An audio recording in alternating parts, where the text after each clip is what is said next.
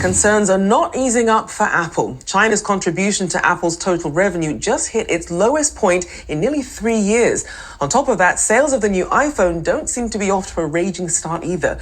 But our tech editor Dan Howley says maybe, just maybe, services could be the savior the company needs.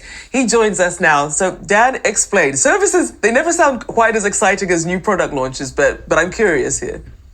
Yeah, they're not as hot to trot, I guess, as something like a new iPhone or a new Mac, but they do add a lot to what the company has to offer. So just quickly, let's go over what happened in the quarter. Obviously, iPhone sales met expectations, beat them just a hair, not exactly, blowing people away.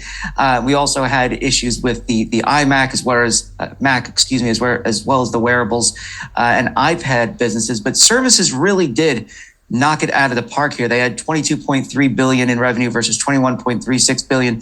That's up from 19.9 billion last year. And that's really the comparison that I think a lot of people are looking at, is the year over year when it comes to the Mac, obviously down. When it comes to iPad, obviously down. When it comes to wearables, down. And so that's really where I think most people are concerned when they're, talking about the revenue being lower than they had hoped. This whole year of 4 quarters of declines for Apple in general, starting with Q1. But services has been a standout, and they continue to grow that. Now they're going to increase the price of Apple TV Plus. We'll see what that means for whether or not there's going to be more churn or not.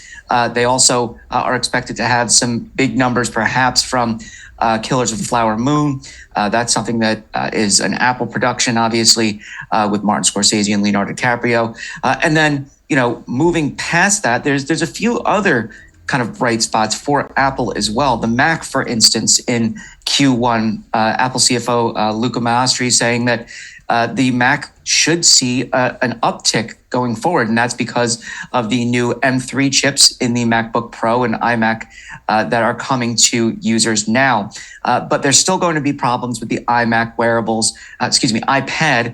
and wearables divisions, just because they say of timing.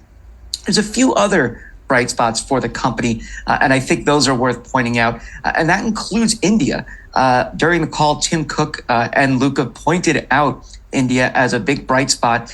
They continue to invest in that region, not only as a means for manufacturing outside of China, but as a location for sales. They opened their 2 new stores, their first, I might add, in India this year, in Mumbai and New Delhi. And according to Counterpoint Research, sales there jumped 2% year over year in India.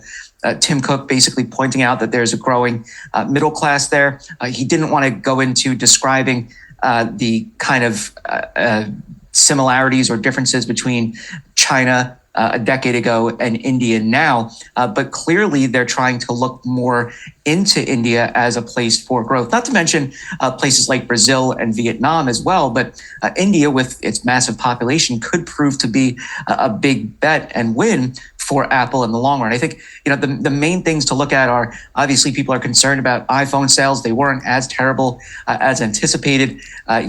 You could read into it, and some analysts are reading into the issue with China sales being down as being a result of the Mac and iPad and wearables services businesses being down. And so those really could be what's going on here, rather than the iPhone itself. And market share appears to be, at least according to analysts so far, in line or not declining compared to Huawei. So overall, there are concerns, but it seems as though there's more, green shoots than were initially anticipated going into these earnings.